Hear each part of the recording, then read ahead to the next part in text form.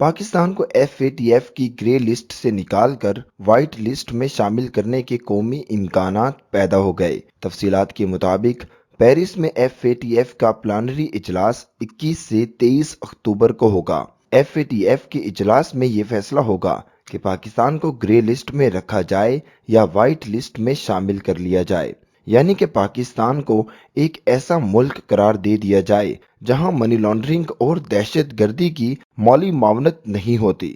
بصورت دیگر اگر ایران اور شمالی کوریا کی طرح بلیک لسٹ میں شامل کر کے پاکستان پر سخت اقتصادی پابندیاں بھی لگائی جا سکتی ہیں۔ پاکستان کی جانب سے منی لانڈرنگ اور ٹیرر فنانسنگ کے حوالے سے قانون سازی اور بھرپور عزم کے باعث پاکستان کو گرے لسٹ سے نکال کر وائٹ لسٹ میں شامل کرنے کے قومی امکانات ہیں۔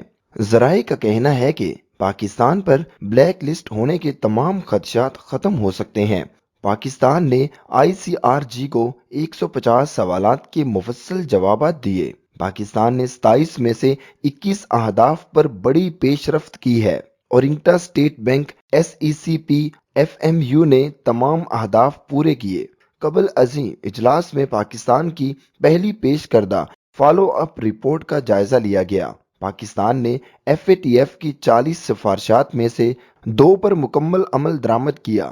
پاکستان کے 4 معاملات پر سفارشات پر کوئی پیش رفت نہ ہو سکی۔ پاکستان کی 25 نکات پر جزوی اور 9 سفارشات پر نمایاں پیش رفت ہوئی۔